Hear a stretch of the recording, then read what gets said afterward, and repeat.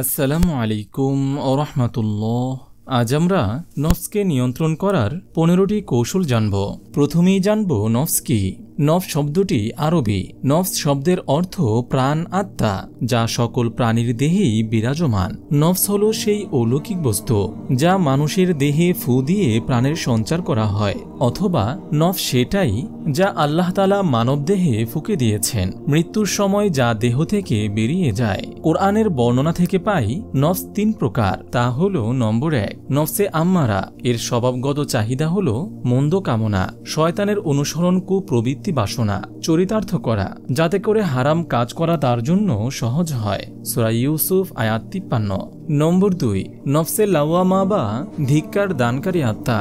এ প্রকারের আত্মায়ও মন্দ, শয়তানি, কুমন্ত্রণা, কুপ্রবৃত্তি, বাসনা ইত্যাদি জিনিসের উদয় হয়। তবে পরক্ষণেই এই নফসের অধিকারী ব্যক্তি তার কৃত কর্মের জন্য নিজেকে অধিক ধিক্কার দেয় ও লজ্জাবোধ করে, কারণ তাদের সামান্যতম হলেও ইমানের জ্যোতি বিদ্যমান। সূরা কিয়ামা আয়াত 1 থেকে 2। নম্বর 3 নফসে মুতমাইন্না বা প্রশান্ত আত্মা। এই প্রকারের আত্মা আল্লাহর আনুগত্য ও জিকির দ্বারা মনে প্রশান্তি অনুভব করে। সূরা ফজর আয়াত 27 থেকে 30। নফসকে নিয়ন্ত্রণ রাখার 15টি কৌশল। প্রতিটা মানুষই আমরা আমাদের নফসের দাসত্ব করি। নফসের দাসত্ব করতে গিয়ে আমরা আল্লাহকে ভুলে যাই, পাপ কাজে জড়িয়ে পড়ি, আল্লাহর নাফরমানি করি। এই নফসকে নিয়ন্ত্রণ করার 15টি কৌশল রয়েছে। যদি আমরা এগুলো মেনে চলি, তাহলে আমরা নফসের দাসত্ব থেকে মুক্তি লাভ করব। তা হলো নম্বর 1 ফজরের পরে না ঘুমানোর অভ্যাস করুন। প্রয়োজনে কাইলুল্লাহ করুন, অর্থাৎ দুপুরের খাবারের পর হালকা ঘুম। নম্বর 2 দিনে ম্যাক্সিমাম 3 বার খাবারের অভ্যাস করুন। সকাল, দুপুর ও রাতের খাবারের মাঝখানে হাবিজাবি খাবার যেমন ফাস্টফুড, স্ট্রিট ফুড খাওয়া থেকে বিরত থাকুন। ক্ষুধা লাগলে খেজুর, আপেল এগুলো খান। নম্বর 3 প্রতিবেলা খাবারের সময় যেটুকু খাবার যথেষ্ট বলে মনে হবে তার থেকে একটু কম খাবেন। নম্বর 4 অপ্রয়োজনীয় কথা বলা থেকে বিরত থাকতে হবে। কোনো মন্তব্য করার আগে একবার চিন্তা করুন, এই কথাটা আপনি না বললে কি কোনো লস আছে? বলা কি আবশ্যক? উত্তর না হলে ওই কথা বলার দরকার নেই। নম্বর 5 সকাল সন্ধ্যার জিকির আজগার করুন। নম্বর 6 ইশরাকের সালাত আদায়ের অভ্যাস করুন। নম্বর 7 প্রতিদিন নিয়মিত কোরআন পড়ার অভ্যাস করুন। হতে পারে 1 রুকু থেকে 1 পারা, যে কোনো পরিমাণ।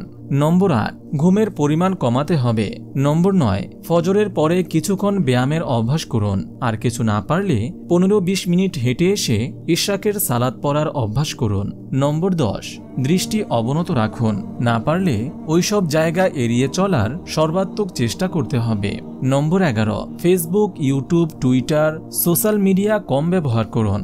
নম্বর 12 প্রতিদিন হিফজের একটা টার্গেট নেয়া।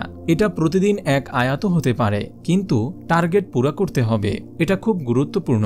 নম্বর 13 বিশেষ করে রাতে ভরপেটে খাওয়া পরিহার করতে হবে।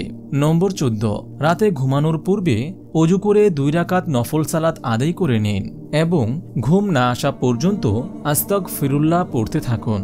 নম্বর 15 নিয়মিত তাহাজ্জুদের সালাত আদায়ের অভ্যাস করুন। ইনশাআল্লাহ রব্বে কারীম আপনার অন্তরকে প্রশান্ত করে দিবেন। মহান আল্লাহ তাআলা আমাদের সবাইকে ভিডিওর প্রতিটি কথার উপর আমাদের সবাইকে এবং সাথে আমাকেও আমল করার তৌফিক দান করুন। আমিন। আপনি যদি এরকম ভিডিও আরও পেতে চান, তাহলে এই চ্যানেলটি সাবস্ক্রাইব করে পাশে রাখা বেল আইকনটি অন করে দিন।